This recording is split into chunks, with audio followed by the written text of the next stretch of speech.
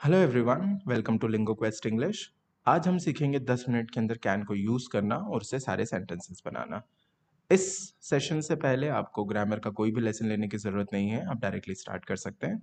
तो चलिए शुरू करते हैं। कैन कैन का यूज़ होता है किसी भी सेंटेंसेस के लास्ट में अगर हमें सकता है, सकती है, सकते हैं, सकता हूँ या सकती हूँ अगर मिलता है, तो उस सेंटेंस को हम बनाते हैं कैन से। कैन किसी भी काम को करने की जो हमारी क्षमता होती है, कैपेबिलिटी या एबिलिटी होती है, उसे शो करने के लिए हम कैन यूज़ करते हैं। एग्जाम्पल देखिए, जैसे मैं तैर सकता हूँ, वह खाना बना सकता है, वह कार चला सकती है, वे नाच सकते हैं, आप इंग्लिश बोल सकते हो। इन सब चीज़ों में एक ही चीज़ कॉमन है, और वो ये है कि इन सब में हम किसी भी चीज़ की एबिलिटी या कैपेबिलिटी की बात कर रहे हैं। तो अगर हम सिंपल वर्ड्स में पुट करें तो can is used for showing abilities या कैपेबिलिटीज़। कैन को किसी भी काम को करने की क्षमता, उसको दर्शाने के लिए यूज़ किया जाता है। डायरेक्टली इसको सेंटेंसेस में किस तरीके से यूज़ करना है हम चलिए सीखते हैं।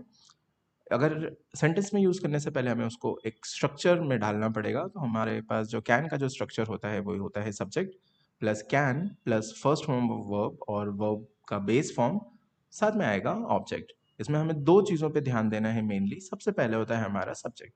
सब्जेक्ट होता है जो काम करता है, हमारे सेंटेंस में जो भी काम कर रहा है वो होता है हमारा सब्जेक्ट।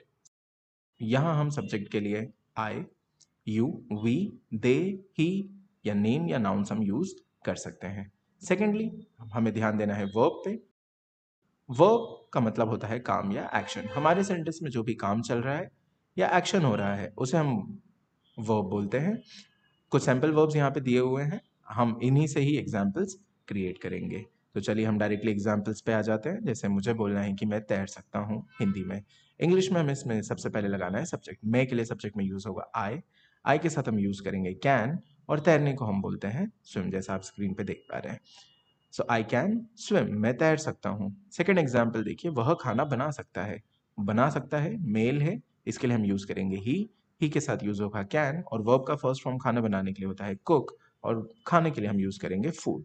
सो हमारा एग्जाम्पल बन के तैयार है, वह खाना बना सकता है, he can cook food. Next example देखिए, वह कार चला सकती है, फीमेल है, फीमेल के लिए यूज होगा शी के साथ होगा कैन, साथ में हम यूज करेंगे बेस फॉर्म जो कि है हमारा ड्राइव, और हम कार के लिए यूज करेंगे कार। सो हमारा एग्जाम्पल रेडी है, she can drive a car, वह कार चला सकती है। नेक्स्ट एग्जाम्पल देखिए, वे नाच सकते हैं, वे के लिए हम यूज करेंगे दे, साथ में यूज होगा कैन, और नाचने के लिए यूज करेंगे हम डांस। ये हमारा एग्जाम्पल रेडी है।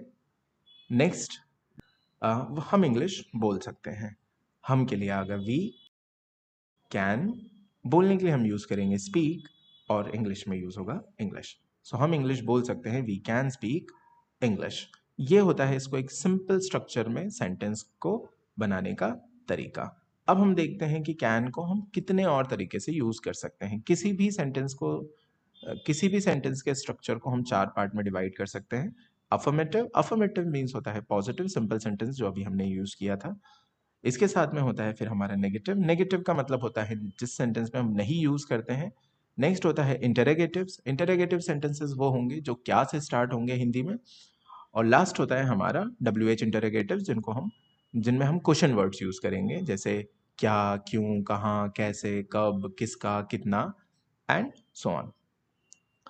एग्जाम्पल से देखिए, अगर हम स्ट्रक्चर्स की बात करें तो अफर्मेटिव सेंटेंस का स्ट्रक्चर हमने ऑलरेडी सीखा है, subject plus can plus first form plus object. Negative के लिए हम यूज करेंगे subject plus can plus not plus first form of verb plus object. Interrogatives के लिए हम यूज करेंगे can plus subject plus first form plus object. और W H interrogatives में जो भी हमारा क्वेश्चन वर्ड या डब्ल्यू एच वर्ड्स जो होते हैं वो हम वहां से स्टार्ट करके question word plus can plus subject plus first form of verb plus object, ये हमारे स्ट्रक्चर्स रहेंगे। एग्जाम्पल से समझने की हम इसको कोशिश करते हैं। वह गाना गा सकता है, वह गाना गा सकता है मेल है, he can sing a song. अगर हम इसी को नेगेटिव में अगर कन्वर्ट करने की कोशिश करें, वह गाना नहीं गा सकता है, हम स्ट्रक्चर फॉलो करेंगे, he can not sing a song. Interrogatives, क्या वह गाना गा सकता है, can he sing a song.